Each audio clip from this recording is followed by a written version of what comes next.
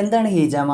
അതുപോലെ ഹിജാമ ഏത് അസുഖത്തിനാണ് ഹിജാമ ചെയ്യേണ്ടത്? അതുപോലെ അതിനോടുള്ള ഗുണങ്ങൾ എന്തൊക്കെയാണ്? ഹിജാമ എന്നുള്ള പ്രൊസീജിയർ നമ്മുടെ ശരീരത്തിലെ പല പോയിന്റുകളിൽ നിന്നായി പല ഏരിയകളിൽ നിന്നായിട്ട് പെർട്ടിക്കുലർ ആയിട്ട് ഒരു നെഗറ്റീവ് വാക്വം പ്രഷർ ക്രിയേറ്റ് ചെയ്തിട്ട് അവിടെ ഒരു ചെറിയ ഇൻസിഷൻ ഇട്ട് കുറച്ച് ബ്ലഡ് ലെറ്റ് ചെയ്യുന്നത് അല്ലെങ്കിൽ ബ്ലഡ് ഔട്ട് ചെയ്യുന്നതിനാണ് ഹിജാമ എന്ന് പറയുന്നത്. ഹിജാമ യുനാനി മെഡിസിനിലെ ഒരു one of the best regimental തെറാപ്പിയാണ് ഹിജാമ എന്നുള്ളത്. ഒരു ക്വാളിഫൈഡ് യുനാനി ഡോക്ടർ മാത്രമാണ് ശരിക്കും ഹിജാമ ചെയ്യേണ്ടത്. നമ്മുടെ നാട്ടിൽ പല ആളുകളും ഹിജാമ ചെയ്യുന്നുണ്ട്, നോൺ ക്വാളിഫൈഡ് ആയിട്ടുള്ള പല ആളുകളും ഹിജാമ ചെയ്യുന്നുണ്ട്. അത് ഭയങ്കര പ്രശ്നമാണ്. ശരിക്കും 2023 മെഡിക്കൽ എസ്റ്റാബ്ലിഷ്മെന്റ് ബില്ല് പ്രകാരം അതിൽ പ്രത്യേകം നിഷ്കർഷിച്ചിട്ടുണ്ട്, ഒരു ക്വാളിഫൈഡ് യുനാനി ഡോക്ടർ മാത്രമേ ഹിജാമ ചെയ്യാവൂ. അവർ ആണ് അതിന് യോഗ്യരായിട്ടുള്ള ആളുകൾ. അത് നിയമം പോലെ നിലവിൽ വന്നിട്ടുണ്ട്. അതല്ലാത്ത ആളുകൾ പ്രാക്ടീസ് ചെയ്ത് കഴിഞ്ഞാൽ ലക്ഷക്കണക്കിന് രൂപ ഫൈനും ജയിലടക്കം ഉണ്ട്. അതിന്റെ നിയമം അങ്ങനെയാണ്. ഇനി അത് പോട്ടെ, ഹിജാമ എന്നുള്ള ചില ആളുകൾക്ക് കപ്പിങ്ങും ഹിജാമയും ഒന്നാണോ എന്നുള്ള സംശയമൊക്കെയാണ്. കപ്പിംഗ് ശരിക്കും ഹിജാമ നമ്മൾ ഇതിന് 2 ടൈപ്സ് ആയിട്ട് പറയാറുണ്ട്. അതിന് ഒരു ഡ്രൈ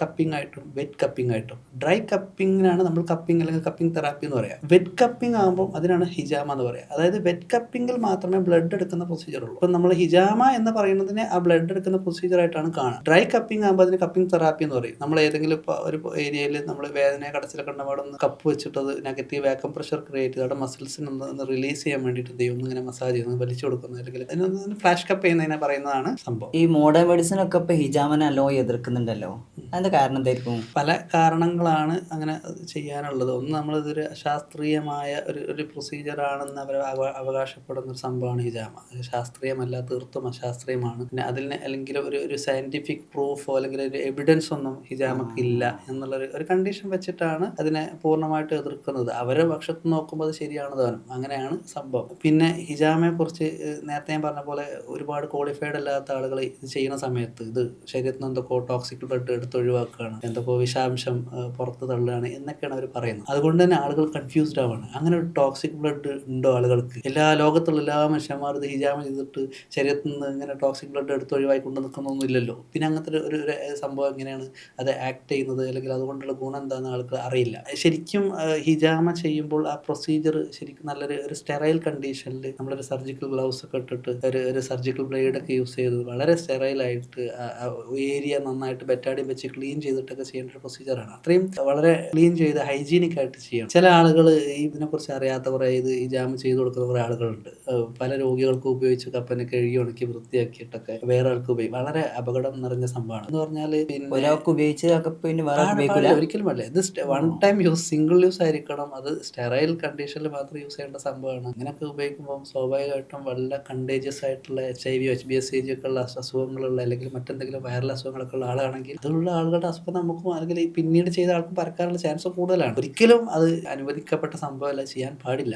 അപ്പം അങ്ങനത്തെ ആളുകളൊക്കെ നാട്ടിലിറങ്ങി ഹിജാമ ചെയ്യുന്നത് കൊണ്ടാണ് ഇത് ആരോഗ്യം ചെയ്യുന്ന ഒരു തെറാപ്പി ആയിട്ടും ആ രീതിയിലൊക്കെ ഇതിനെ കാണപ്പെടുന്നത്. അപ്പോൾ ഇത് ഭയങ്കര അപകടം നിറഞ്ഞ ഒരു സംഭവമായിട്ട് അതിനെ കാണുന്നു. അപ്പം പിന്നെ നാട്ടിലൊക്കെ ഈ അക്യൂപങ്ക്ചറുകാർ ഹിജാമ ചെയ്യുന്നത് കൊണ്ട് ഇതെന്തോ അക്യൂപങ്ക്ചറിന്റെ ഭാഗമായിട്ട് തെറാപ്പി ആയിട്ടൊക്കെയാണ് അതിനെ കാണുന്നത്. പക്ഷെ അങ്ങനെയല്ല. ശരിക്കും അത് അവരൊക്കെ ചെയ്യുന്നത് വളരെ ഇല്ലീഗലാണ്. അത് ചെയ്ത് കഴിഞ്ഞാൽ ഈവൻ ഒരു കേസായി കഴിഞ്ഞാലൊക്കെ അവർക്ക് വലിയ പ്രശ്നം വരും. സ്ഥാപനം തന്നെ പൂട്ടി പോകണം. കാരണം നിയമപരമായിട്ട് അവർക്ക് ഹിജാമ ചെയ്യുന്നുണ്ട്. പക്ഷെ നിയമപരമായിട്ട് അവർക്ക് ഹിജാമ ചെയ്യാനുള്ള ഒരു അനുവാദവും ഇല്ല ഈ ഒരു വിഷയത്തിൽ. അപ്പം അതാണ് നമ്മൾ ഏറ്റവും പ്രത്യേകം ശ്രദ്ധിക്കുന്നത്. ഈ ഹിജാമിന്റെ ചികിത്സയിലെ ഞാൻ എൻ്റെ ഒരു സംശയം ചോദിക്കുകയാണെങ്കിൽ, നമ്മളിപ്പം അട്ട ഘടിപ്പിച്ചിട്ട് രക്തം ഒഴിവാക്കുന്നത്, കേടുന്ന രക്തമൊക്കെ അട്ടനോണ്ട് ഘടിപ്പിച്ചിട്ട് ഒഴിവാക്കുന്നത്, ഇതേപോലെ തന്നെയാണോ ഹിജാമ ചെയ്യുമ്പോഴും? ഹിജാമ ചെയ്യുമ്പോൾ നമ്മൾ സൂപ്പർഫിഷ്യലായിട്ട് ചില മിനിമൽ ഇൻവേസീവ് എന്ന് പറയാം. ഇൻവേസീവ് അല്ല ശരിക്കും. എന്ന് പറഞ്ഞാൽ ഒരു സ്കാർ പോലും വരാത്ത രീതിയിൽ വളരെ ചെറിയ ഇൻസിഷൻ ഇടുക ചെയ്യുക. എന്നിട്ട് അവിടെ ഒരു കപ്പ് വെച്ച് നെഗറ്റീവ് വാക്വം പ്രഷർ ക്രിയേറ്റ് ചെയ്യുമ്പോൾ നമ്മളെ ബോഡിയിലെ കാപ്പിലറി ബ്ലഡ് വെസൽസ് നിന്ന് അല്ലെങ്കിൽ കാപ്പിലറി ബ്ലഡ് ഫ്ലോ ഉള്ള സ്ഥലത്ത് നിന്ന് മാത്രം കുറച്ച് ബ്ലഡ് ഔട്ട് ചെയ്യുക എന്നുള്ളതാണ്. വളരെ മിനിമൽ ആയിട്ടുള്ള ബ്ലഡ് എടുക്കുന്നുള്ളൂ. നല്ല ആക്റ്റീവായിട്ടുള്ള, ഫിസിക്കലി ഭയങ്കര ആക്റ്റീവായിട്ടുള്ള നല്ല രക്തമുള്ള ആളുകൾ കുറച്ചും കൂടി രക്തം കൂടുതൽ പോരാനുള്ള നല്ല രക്തം പോരൂലേ? ഇല്ല, അതിനൊരു ലിമിറ്റേഷൻ ഉണ്ട്.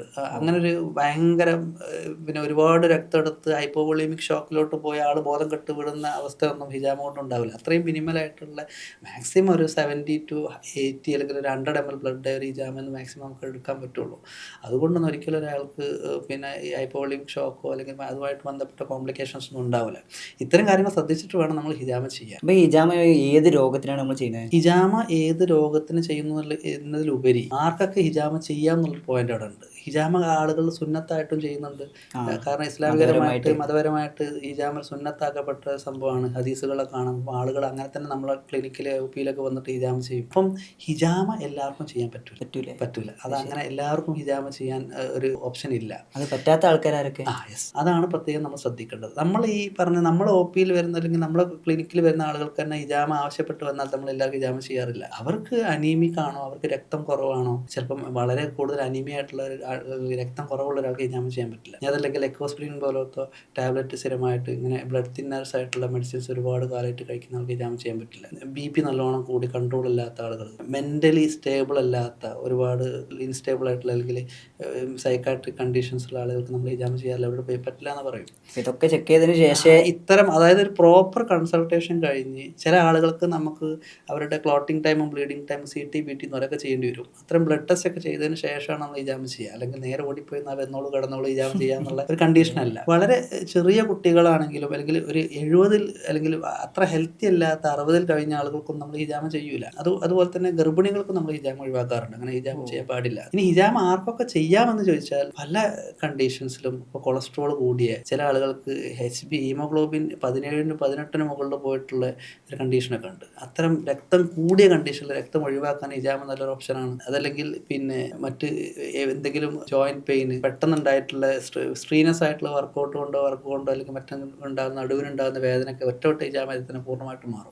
ചില ആളുകൾക്ക് നമ്മൾ 10-15 വർഷമായിട്ടുള്ള ബാക്ക് പെയിൻ 1-2 വട്ടം ഹിജാമ ചെയ്തിട്ട് പൂർണ്ണമായിട്ട് മാറ്റിയിട്ടുണ്ട്. എന്ന് പറഞ്ഞാൽ ഹിജാമ കൊണ്ട് ആ ഭാഗത്തുള്ള ലോക്കൽ ഇൻഫ്ലമേഷൻ കുറയുക എന്നുള്ളൊരു പ്രോസസ്സാണ് നടക്കുന്നത്. അതുകൊണ്ട് തന്നെ അങ്ങനെ ഹിജാമ ചെയ്തുകൊണ്ട് അത്തരത്തിലുള്ളൊരു മാറ്റം അവിടെ കിട്ടുന്നുണ്ട്. ഇനി മോഡേൺ സയൻസിൽ ഇതിനെ എത്രത്തോളം എതിർക്കുകയും ഇത്രത്തോളം ജേണലുകളും പ്രസിദ്ധീകരണങ്ങളൊക്കെ വന്നിട്ടും ഹിജാമനെ കൂടുതൽ ആളുകൾ അത് സ്വീകരിക്കുകയും അത് അത്രത്തോളം പിന്നെ പ്രചാരത്തിൽ വരാനുള്ള കാരണം ലോകത്താകമാനം ഈവൻ അറേബ്യൻ കൺട്രീസിലും യൂറോപ്യൻ കൺട്രീസിലും ലോകത്തുള്ള സ്പോർട്സ് അത്ലറ്റുകളടക്കം എല്ലാവരും ഹിജാമ ചെയ്യുന്നവരാണ്. അങ്ങനെ ഇത് ലോകത്താകമാനം ഇത് ഇത്ര പ്രാബല്യത്തിൽ വന്നിട്ടുണ്ടെങ്കിൽ അത് അത്രത്തോളം ഫിസിക്കൽ ബെനിഫിറ്റ് ഉള്ളതുകൊണ്ടായിരിക്കും. ജാക്കി ജാനൊക്കെ കപ്പിംഗ് തെറാപ്പി ചെയ്യുന്ന ഒരുപാട് മൈക്കൽ ഫെലിപ്സ് ആവട്ടെ, നമ്മളെ ഫുട്ബോൾ ബേസ് ക്രിസ്ത്യാനോ റൊണാൾഡോ, പല ആളുകളുടെയും മെസ്സി ആവട്ടെ, അല്ലെങ്കിൽ എല്ലാവരും ഈ കപ്പിംഗ് തെറാപ്പി ചെയ്യുന്ന ആളുകളാണ്. അതൊക്കെ നമുക്കിങ്ങനെ ഒന്ന് യൂട്യൂബിലോ അല്ലെങ്കിൽ ഒന്ന് ഗൂഗിളിൽ നോക്കിയാൽ കാണാം. അവരൊക്കെ ഒരുപാട് ബെനിഫിറ്റ് ഉള്ള ഒരു ബെനിഫിറ്റ് ഉണ്ട്. അതുകൊണ്ടാണ് ഇത്രയും ആളുകൾ ചെയ്യുന്ന അതിനൊരു പ്രോബ്ലം കൂടെ ഉണ്ട്. ഇനി നമുക്ക് ഡയറക്റ്റ്ലി ഇത്രയും പെട്ടെന്ന് റിസൾട്ട് കിട്ടുക എന്ന് പറയുന്നത് നല്ലോണം യൂറിക് ആസിഡ് കൂടിയുള്ള ഒരാൾക്ക് ഹിജാമ ചെയ്താൽ ഭയങ്കര റിസൾട്ടാണ്. ഇപ്പോൾ ട്രൈഗ്ലിസറൈഡ്സ് കൂടിയിട്ടുള്ള ഒരാൾ അല്ലെങ്കിൽ കൊളസ്ട്രോൾ കൂടിയിട്ടുള്ള ഒരാൾക്ക് ഹിജാമ ചെയ്താൽ പെട്ടെന്ന് കൊളസ്ട്രോൾ കുറയുന്നതായിട്ട് കാണാൻ പറ്റും. അപ്പോൾ അത്രയും അതിന് ഇഫക്റ്റ് ഉണ്ട്. എങ്ങനെ അത് ആക്ട് ചെയ്യുന്നു, ഒരു പേപ്പർ പ്രസൻറ്റേഷൻ വെച്ച് ഇത് ഇന്ന സംഭവം ചെയ്തിട്ട് ഇങ്ങനെ കുറയുന്നു എന്ന് ഹിജാമ ഒരു എവിഡൻ്റ് ആയിട്ടുള്ള ഒരുപാട് ജേണലുകൾ ഗൂഗിൾ നോക്കിയാൽ കിട്ടും. ഇതെങ്ങനെയാണ് ഓരോ രോഗത്തിനും അസുഖങ്ങൾക്കും ഹിജാമ ആക്ട് ചെയ്യുന്നുള്ള ഒരുപാട് ജേണലുകൾ പിന്നെ ഗൂഗിളിൽ നോക്കിയാൽ കിട്ടും. ഒരുപാട് പ്രസൻറ്റേഷൻസ് ഉണ്ട്. അത് നോക്കിയാൽ തന്നെ മനസ്സിലാവും എങ്ങനെയാണ് ഹിജാമ ആക്ട് ചെയ്തതുള്ളത്. അപ്പോൾ അത്രത്തോളം ഇതിനെക്കുറിച്ച് സ്റ്റഡീസ് ഉണ്ട്, ചരിത്രങ്ങളുണ്ട്.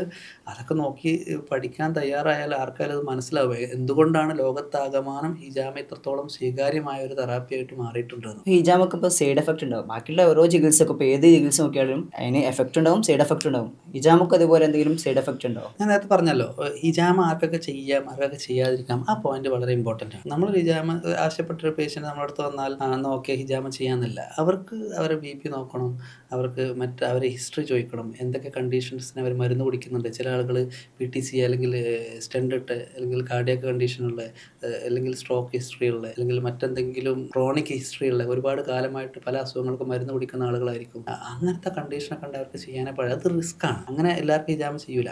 ആ റിസ്ക് നോക്കി അങ്ങനെ അല്ലാത്ത ആളുകൾക്ക് ഹിജാമ, വളരെ ഹെൽത്തി ആയിട്ടുള്ള ആളുകൾക്ക് ഹിജാമ ചെയ്യാം.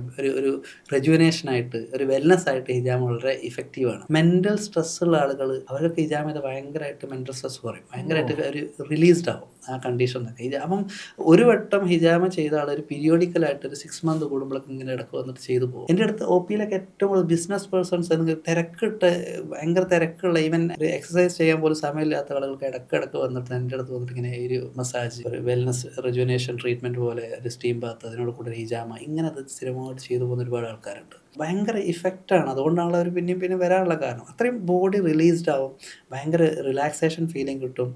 പിന്നെ ഒരു വട്ടം വന്നാൽ വീണ്ടും ചെയ്യണം തോന്നും. അത് നമ്മളൊക്കെ ഒരു വട്ടം ചെയ്താൽ പിന്നെ എപ്പോഴാണ് ചെയ്യേണ്ടത്? സാധാരണ ഒരു വട്ടം ചെയ്താൽ വൺസ് ഇൻ ഒരു 4 to 6 മന്തിൽ ഒരു വട്ടം ഹിജാമ ചെയ്യുന്നത് ഭയങ്കര ഇഫക്റ്റാണ്. അത് ചെയ്തുകൊണ്ടിരിക്കും ആളുകൾ. ഒരു വട്ടം ചെയ്ത ആൾ അതിൻ്റെ ഒരു ഫീൽ ഗുഡ് ഫാക്ടർ കിട്ടിക്കഴിഞ്ഞാൽ പിന്നെ അത് ചെയ്യും. ഈവൻ മൈഗ്രെയിൻ ഉള്ള ആളുകൾക്ക് ചില പ്രത്യേക പോയിന്റുകൾ നമ്മൾ ഹിജാമ ചെയ്യും. പിന്നെ സോറിയാസിസ് ഉള്ള കണ്ടീഷൻ, എല്ലാ സോറിയാസിസിനും അല്ല, ചില പ്രത്യേക സോറിയാസിസിൽ മറ്റ് ചില സ്കിൻ കണ്ടീഷൻസിലൊക്കെ ഹിജാമ ഇഫക്റ്റീവാണ്. എല്ലാ സ്കിൻ കണ്ടീഷനിലും ഹിജാമ ഇഫക്റ്റീവ് അല്ല, അതും കൂടി ശ്രദ്ധിക്കാണ്ട്. അപ്പോൾ എല്ലാവർക്കും ഹിജാമ ചെയ്യാമെന്നുള്ളൊരു പോസിബിലിറ്റി അവിടെ ഇല്ല.